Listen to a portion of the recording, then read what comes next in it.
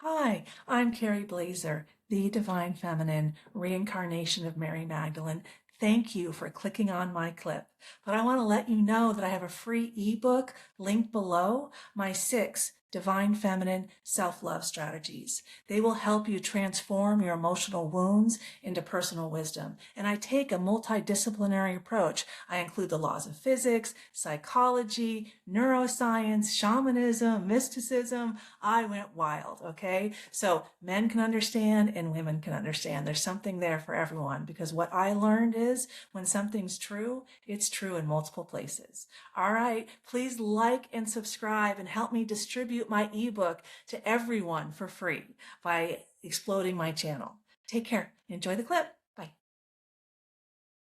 European women had no such option. Femininity was being completely controlled in the church. Completely different worldview. Outside in. External locus of control, not an internal locus of control.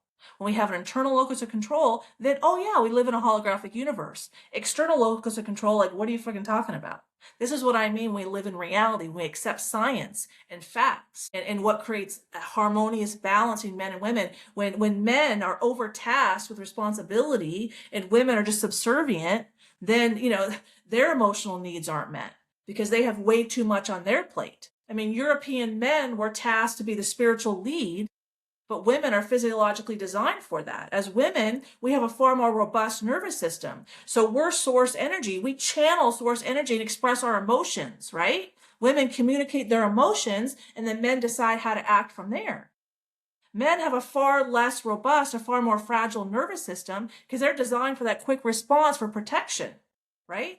But when they're not cared for properly, when we task them to be the main spiritual channel in the family, they're overtaxed with channeling spirituality, which is emotions, because our souls communicate through emotion, the soul being the spiritual. We're overtaxing the men and making the women subservient, and then wondering why we have so many problems in our families and so much generational trauma and so much sexual abuse. This is why. We don't embrace healthy femininity, which is the internal work, which is how we create a secure attachment to self. And then we're not looking for external control mechanisms constantly because we understand our internal reality directs us and will get us where we need to go. That's what animals use. Why does a bear know to climb a tree a day before a Category 5 hurricane in Florida when, humans are right there at the beach and they're home and bring it? And then the humans die and the bears live. Who has better internal guidance? Bears. Internal guidance. They have a secure attachment to self. So then all this is possible. But when you don't have a secure attachment to self, and in you is fear, guilt, and shame, and you project it, of course you want to control the fear, guilt, and shame. Oh, she can't act shameful. She can't, they're treating women as source energy, but controlling source energy. Like if the women act inappropriately, the family's destroyed. That's true in Islam as well, and women get killed for it. I mean, how many women were killed and burned at the stake because they said that their intuition connected them to God? I mean, that started, the 13th century in France? Women being women, like the Cherokee tribe, they knew. They have a proverb. It's in my book. I'll share it in a minute. And it says that the highest calling for a woman is to connect a man to his soul so he can unite with source.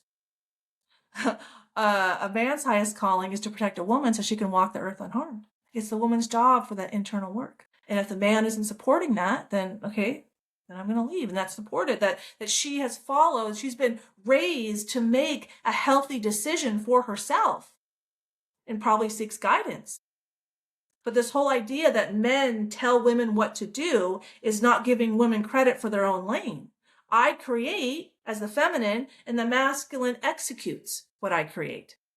Okay? I have my whole own lane. Creation doesn't need to be told what to do. I'm a healthy feminine woman. You leave me at home with kids, I know how to take care of them. It's intuitive. I'm maternal. I'm a woman. It comes out. Why? So, we have a whole rape crisis, the Me Too, all of this. But look at the difference here.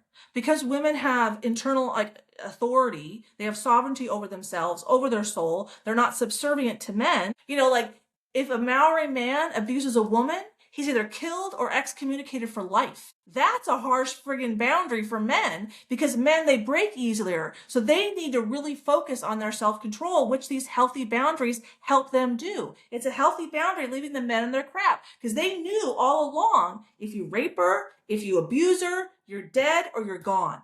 Dead or gone. And then they say, I don't know how to implement that in America. That's not my job, is to create openings. Here's an opening for all of us to learn something about a different way of being between men and women.